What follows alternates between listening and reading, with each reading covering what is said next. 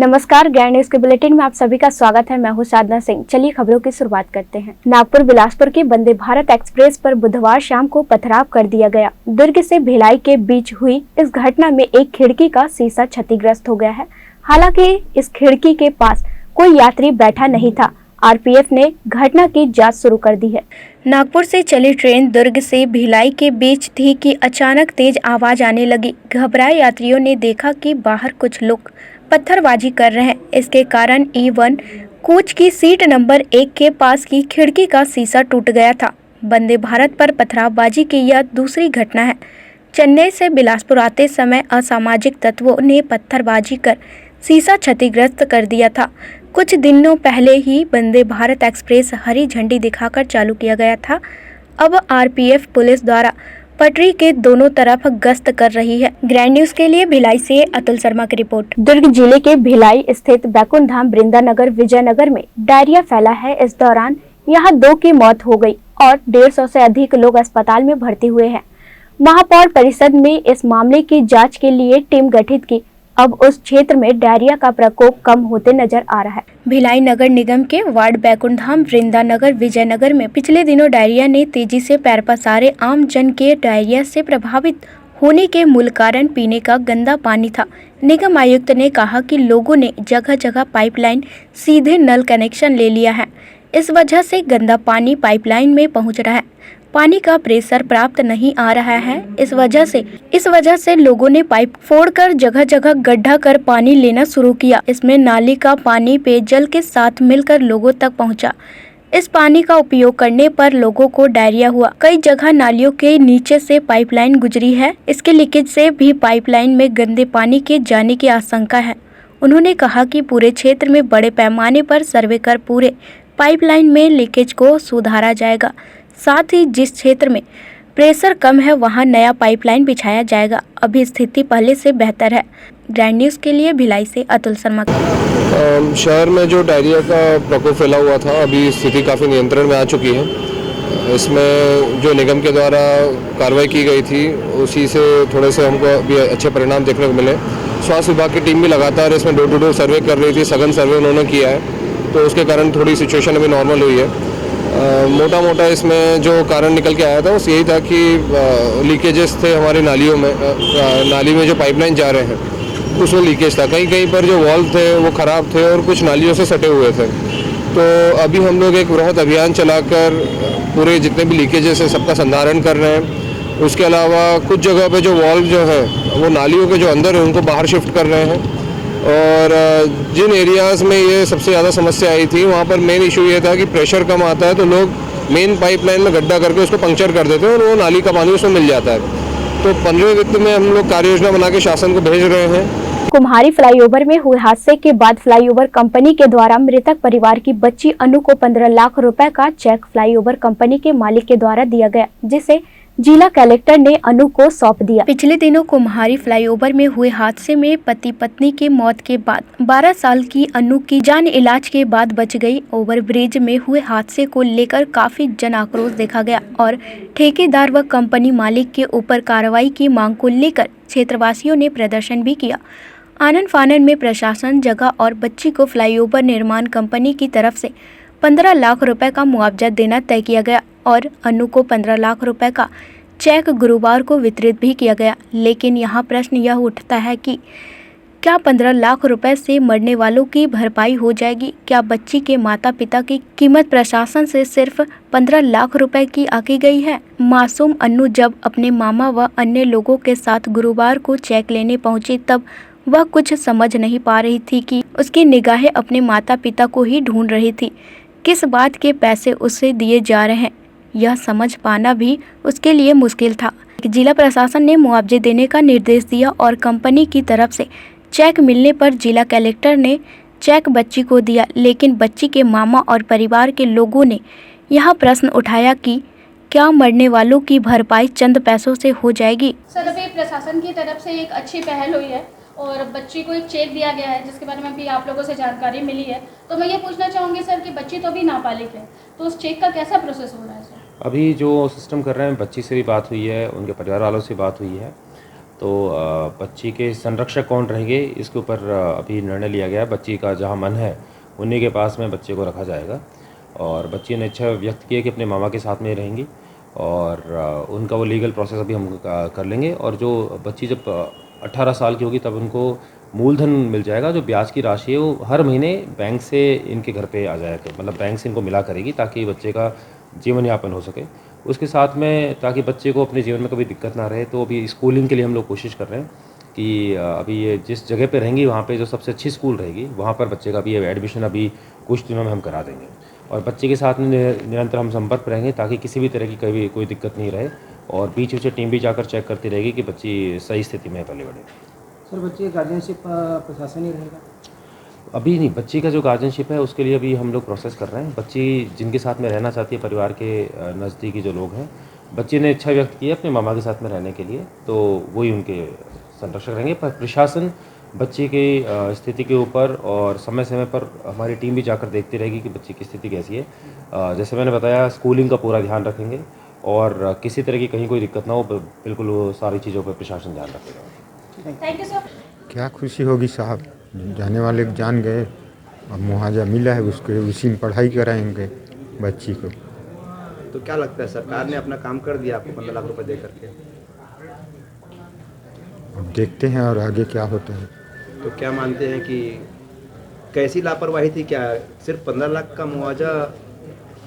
अब जितना दे रहा है उसको हम रख रहे हैं, बाद में बताएंगे सर लोग। जान के बदले पैसा दिया गया, किसका मानते हैं लापरवाही इसमें? वो ठेकेदार का है। क्यों लापरवाही मानते हैं? क्योंकि बैरिकेड नहीं लगा है, ना कार्य पर प्रगति नहीं है, करके कुछ भी नहीं लिखा है, वही में जा एक्सीडेंट हो गया। तो अब तो पैसा दे दिया उसने, अब तो दोष मुक्त हो। आदमी जो मर गया है उसका दुख के सामने 15 लाख कोई, या 15 लाख के जगह 15 करोड़ भी रहता तो कोई वो मोल नहीं है पैसे का। पैसे का मोल नहीं रहता है सर, जान का मोल रहता है। तो क्यों दिया गया पैसा? पैसा वो कंपनी कलेक्टर साहब से जो बातचीत हुआ है उस हिसाब से कलेक्टर साहब हमको बुलाए हैं, तो बात हुआ है तो दिए हैं। अब तो बोल नहीं सकते ना। तो दोष मुक्त हो गया कुल मिला करके? दोष मुक्त नहीं हो सकता सर, वो कभी नहीं हो सकता दोष मुक्त। क्यों नहीं हो सकता? सर उसकी वजह से, उसकी जो गलती है उसकी वजह से जान गया है, दो जान की कीमत तो आपको ही पता है क्या है। अब बच्ची की परवरिश कैसे होगी? बच्ची की परवरिश होगी सर, बहुत अच्छे से होगी। भिलाई के सुपेला बस डिपो से आज 10 बसों की शुरुआत की गई। दुर्ग से कुम्हारी व रायपुर सहित 4 रूट के लिए शुरुआती दिन 10 बसों को रवाना किया गया है। आज निगम के महापौर नीरज पाल और आयुक्त रोहित व्यास ने इन बसों को हरी झंडी दिखाया। आपको बता दें कि 24 मार्च 2020 में लॉकडाउन लगने के बाद दुर्ग भिलाई में सिटी बसों के पहिए थम गए थे। उसके बाद से सिटी बसों को डिपो में ही खड़ा कर दिया गया।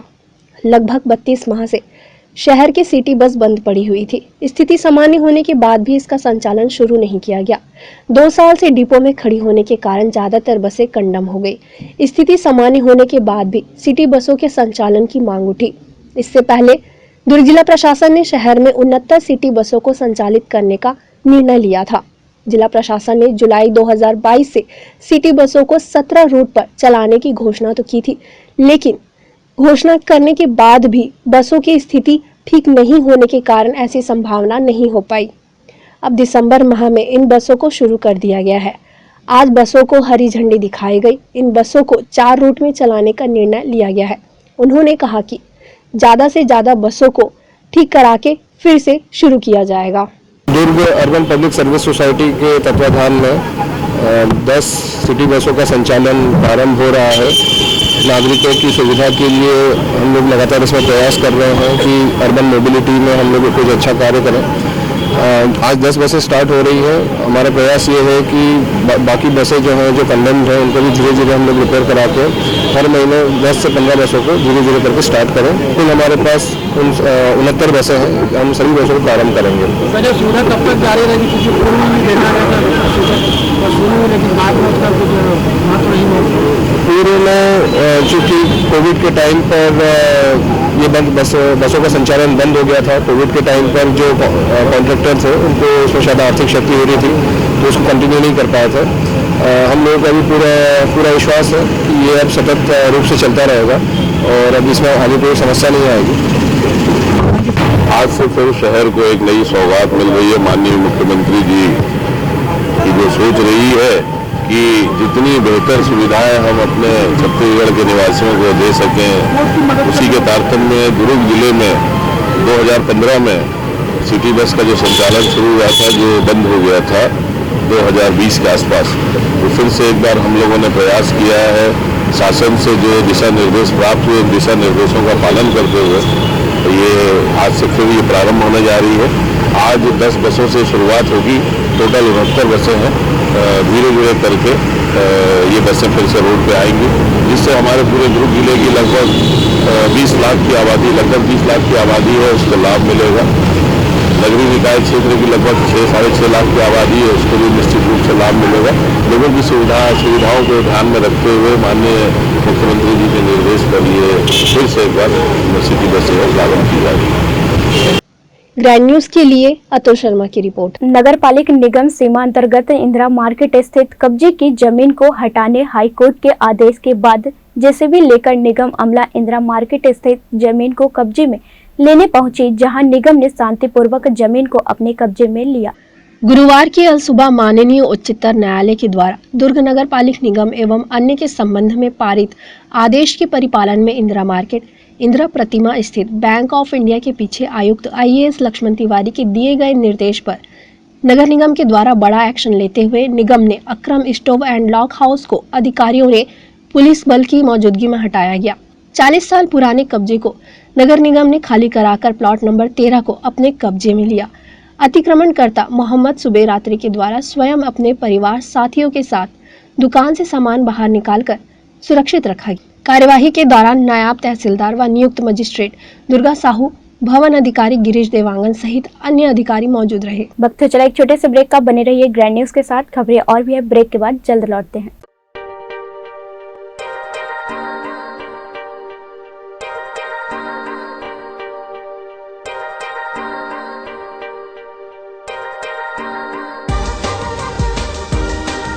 Relationships are forever. Out of all loved ones, your children are most precious.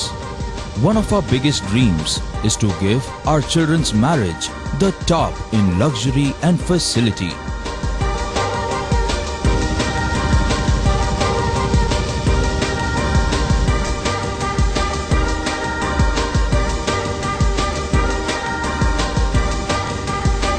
In today's busy life, you cannot afford to take time out for everything to be perfect for your marriage. And you cannot compromise on quality of service for your guests. Our customized marriage packages are made just according to your wish.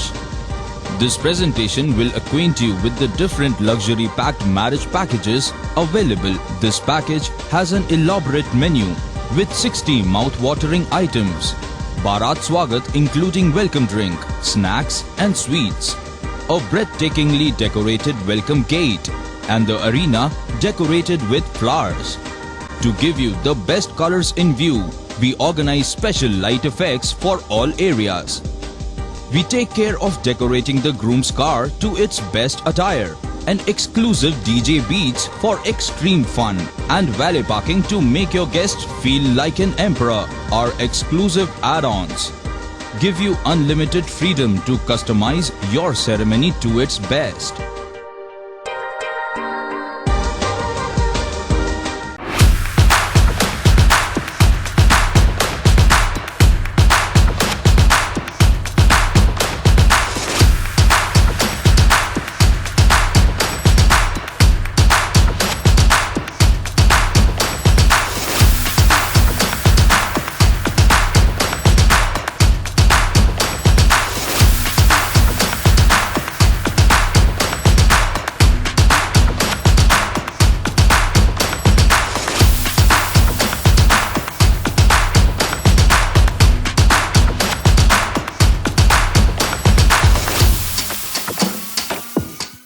Break के बाद आपका स्वागत है।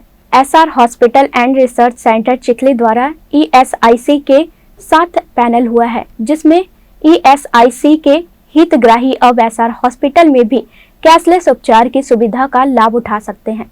भिलाई के चिखली स्थित SR hospital में अब ESIC इलाज की सुविधा अस्पताल को मिल चुकी है। लगातार 6 सालों से गरीब जनता की सेवा में तत्पर अस्पताल के डायरेक्टर संजय तिवारी के द्वारा अथक प्रयास से ईएसआईसी की सुविधा मिली है। दुर्ग जिले के कई प्राइवेट अस्पतालों में इसकी सुविधा उपलब्ध नहीं है, जिससे काफ़ी पैसा लगाकर लोगों को अपना इलाज कराना पड़ता है। लेकिन अब ऐसा नहीं होगा, क्योंकि एसआर हॉस्पिटल में ईएसआईसी की इलाज की सुविधा उपलब्ध है। दुर्ग जिले में भिलाई इस्पात संयंत्र के अलावा कई प्राइवेट प्लांट में कार्यरत कर्मचारी अपने परिवार वालों को ईएसआई के माध्यम से इलाज किया जाएगा, जिसमें हर प्रकार के ऑपरेशन और सर्जरी कैशलेस होंगे। मैं क्षेत्र की जनता को ये बताना चाहूँगा कि हमारा एसआर अस्पताल ईएसआईसी के साथ एमपैनल हुआ है, जिससे क्षेत्र की जनता में जो भी ईएसआईसी के हितग्राही होंगे उनको अस्पताल में कैशलेस इलाज की सुविधा उपलब्ध कराई जाएगी। हमारे अस्पताल में सभी स्पेशलिटी तथा सुपर स्पेशलिटी की ओपीडी तथा कई सामान्य जनरल सर्जरी, न्यूरो सर्जरी तथा एडवांस सर्जरी की सुविधा उपलब्ध है।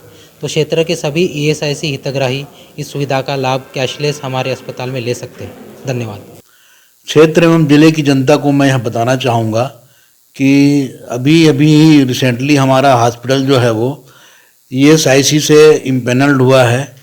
तो जिले एवं क्षेत्र की जो संबंधित जो कर्मचारी हैं एवं उसके परिवार के सभी सदस्य हैं इस स्कीम का लाभ उठा सकते हैं, जिसमें कि हमारा free OPD, free consultation, cashless इलाज जो है वो सामान्य से सामान्य बीमारी से लेकर जटिल से जटिल बीमारियों का कैशलेस इलाज इसमें का लाभ ले सकते हैं। साथ ही छोटे से लेकर बड़ा से बड़ा ऑपरेशन भी कैशलेस की सुविधा हमारे हॉस्पिटल में उपलब्ध रहेगी। जैसे कि गर्भाशय का ऑपरेशन है, या मस्तिष्क का कोई जो भी ट्यूमर वगैरह उसका ऑपरेशन है, या बवासीर हो गया, इस तरह या मोतियाबिंद का ऑपरेशन हो गया, ये सभी सुविधाएं जो है हमारे हॉस्पिटल में उपलब्ध रहेगी। तो ईएसआईसी से जो भी कंसर्न है इसका लाभ ले सकते हैं। जी, एसआर हॉस्पिटल चिखली दुर्ग में अब ईएसआईसी के पात्र हितग्राही जो मरीज हैं उनके इलाज की सुविधा उपलब्ध है। ईएसआईसी के मरीज का इलाज एसआर हॉस्पिटल में स्त्री व प्रसूति रोग विभाग में, नाक कान गला रोग विभाग में, जनरल सर्जरी विभाग में, जनरल मेडिसिन विभाग में, पीडियाट्रिक विभाग में, सभी स्पेशलिटी विभाग के जो मरीज हैं उनका जो ऑपरेशन है, इलाज है, जो ईएसआईसी के पात्र हितग्राही हैं उनका इलाज अब एसआर हॉस्पिटल चिखली दुर्ग में किया जाएगा। छत्तीसगढ़ शासन द्वारा एसआर हॉस्पिटल को ईएसआईसी पात्र हितग्राहियों के कैशलेस इलाज की जो सुविधा है एसआर हॉस्पिटल में मुहैया कराई गई है। अब हमारे एसआर अस्पताल में कोई भी ईएसआईसी का मरीज आएगा उसका पैसा नहीं लगेगा, कैशलेस इलाज की सुविधा उसे मिलेगी, जिसमें मोतियाबिंद के ऑपरेशन जो है, दांतों के ऑपरेशन, हड्डी के ऑपरेशन, नाक कान गले के ऑपरेशन, थायराइड के ऑपरेशन, आईसीयू की सुविधा, एनआईसीयू की सुविधा, ऐसे विभिन्न प्रकार के जो द्वितीयक श्रेणी के जो उपचार हैं, सेकेंडरी ट्रीटमेंट है, वह एसआर हॉस्पिटल में निःशुल्क कैशलेस किए जाएंगे। मैं क्षेत्र की जनता से ईएसआईसी के पात्र हितग्राही हैं और ईएसआईसी के जो क्लिनिक हैं उन सभी से अनुरोध करूंगा कि एसआर अस्पताल चिखली में जो भी ईएसआईसी के पात्र हितग्राही हैं वह जो मरीज कराना चाहते हैं हमारे अस्पताल से बेहतर सुविधाएं जो हैं उन्हें प्रदान की जाएगी। आपके चैनल का बहुत बहुत धन्यवाद। आपके माध्यम से क्षेत्र की जनता को यह संदेश पहुंचाया जाता है कि एसआर हॉस्पिटल में विभिन्न प्रकार के निःशुल्क कैंप किए जाते हैं, उसी प्रकार ईएसआईसी की सुविधा व एसआर अस्पताल में कैशलेस जो है वह उपलब्ध है। आपके चैनल का धन्यवाद। ग्रैंड न्यूज के लिए अतुल शर्मा की रिपोर्ट। बेमेतरा स्टेट हाईवे मुख्य मार्ग पर बैंक ऑफ इंडिया ने पेंड्री निवासी फतेह साहू 3 लाख रुपए की उठाईगिरी का शिकार हो गया। यह पूरी घटना धमधा सामुदायिक स्वास्थ्य केंद्र के सामने हुई। युवक ने तत्काल पुलिस को सूचित किया। फतेह साहू निवासी पेंड्री, इनके द्वारा बैंक ऑफ इंडिया से 3 लाख रुपए विड्रॉल किया गया था, जो सामुदायिक स्वास्थ्य केंद्र में अपने मोटरसाइकिल में के बैग में पैसा रखा गया था 3 लाख रुपए, जिसको जो किसी अज्ञात व्यक्ति के द्वारा चोरी कर लिया गया। प्रकरण में अपराध पंजीबद्ध कर अज्ञात आरोपी की पता तलाश जारी है। कहाँ से आप बैंक से निकालते पैसे? हाँ, कौन सा बैंक से? Bank of India. और कहाँ आप आए थे? ये हॉस्पिटल आए रहे हम गाड़ी लेके। पर हाँ, पैसा कहाँ रखे थे? पैसा डिग्गी में इस गाड़ी की थी, जिसने खड़े थे इसने खड़े थे। ग्राम मटका से प्रारंभ होकर अनेकों ग्राम होते हुए बाईपास रोड कवर्धा रोड स्थित बैजी तक निर्माणाधीन है। इसमें कई ग्रामीणों की भूमि को अधिग्रहण किया गया है, जिसे लेकर किसानों ने बाईपास जमीन की मुआवजे राशि पूर्ण करने की मांग प्रशासन से की है।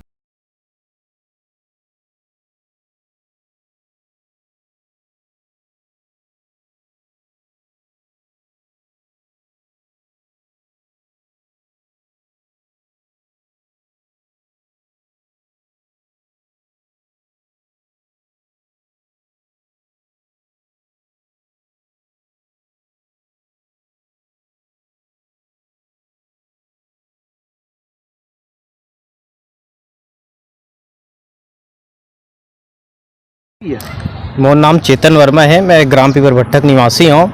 और जो लोलेसरा मार्ग से चुरभट्टी मार्ग में जो बाईपास रोड के जो कार्यक्रम है वो चालू हो गए है और रोड के काम जो है अभी तक चलत है और मतलब 3 साल हो गए मुआवजा के लिए आवत और हमारे जन चौड़ीकरण के है तेन हो चुके हैं, और बावजूद हमें अभी तक मुआवजा नहीं मिल पाते। हम लगभग 5 बार हो गए, कैसे का 5 बार हो गए ना, मतलब 5 बार हो गए लगभग कलेक्टर में आवत।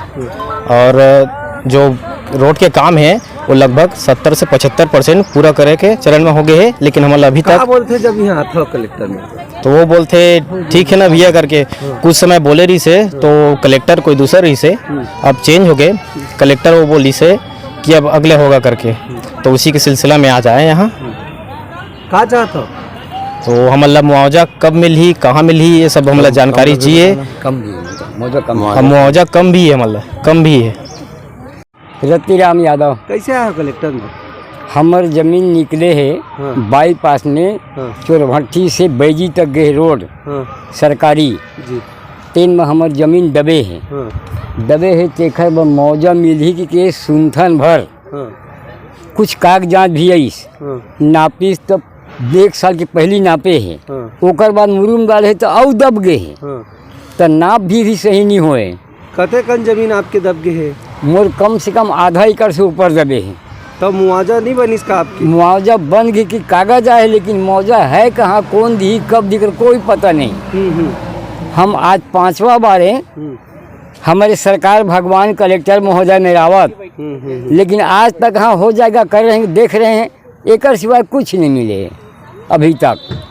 तो सिद्धू कैसे आए हो यहाँ? ये बाईपास रोड में ना हमारे जमीन दबे चोरभट्टी से लेकर लोलेसरा बैजी करीबन 5 बार हो गए आते हुए। इसके बाद मुआवजा हमको PW वाले ने ले गया से रसीद बना करके उसमें दस्तखत करा लिया, और हमारा मुआवजा कम है। अब चोरभट्टी मोहतरा लोलेसरा बैजी तक मुआवजा ज़्यादा है। आप लोग मुआवजा मिल गए? मिले नहीं है अभी, दस्तखत रख ला ले मुआवजा बना के। अच्छा, तो कतेक दिन हो गए हैं आप लोग यहाँ? कम से कम 5 बार हो गए हैं। हाँ, का के थे? अभी तक कोई पते नहीं है, का के वाले बातें नहीं, जब तक के दस्तखत रख लाए तब पते नहीं है। कुछ आवेदन आए हैं, संबंधित एसडीएम को इसको भी प्रश्नांकित किया गया है, इसका भी परीक्षण करके यदि उनका भूमि सड़क मिलेगी है तो मुआवजा देने की कार्रवाई की जाएगी। बेमेतरा से महज 8 किलोमीटर दूर स्थित ग्राम अमोरा के शिवनाथ नदी के छोटे पुल के पास प्लास्टिक की बोरे में भरी एक अज्ञात शव मिलने से हड़कंप मच गया। पुलिस ने आरोपी को हिरासत में ले लिया। आज बेमेतरा कोतवाली थाना एरिया में बिनपुरी गांव से एक व्यक्ति के बारे में पता चला है, जो बॉडी हमको यहाँ पे नदी में मिला है। उनकी शिनाख्त बिनपुरी ग्रामवासी आदो सिंह वर्मा के नाम से पहचान हुआ है। उस बॉडी को देख के प्रथम दृष्टि लग रहा था 4-5 दिन पहले इनको किसी ने मारकर एक प्लास्टिक बोरी में डालकर नदी में डाल दिए हैं। इसके बारे में पूछताछ किया गया है और शिनाख्त किया गया है कोतवाली प्रभारी अंबर सिंह द्वारा, और बहुत जल्दी इसमें अभी पता चला है कि उनके दोनों बच्चे दालेंद्र और सूर्य वर्मा इनको मार दिए थे, क्योंकि आए दिन दारू पी के उनको घर में बहुत परेशान कर रहा था, इसलिए दोनों ने उनको गला घोट कर मार दिया। ग्राइंड न्यूज़ के बुलेटिन में फिलहाल इतना ही। मुझे दीजिए इजाजत। नमस्कार।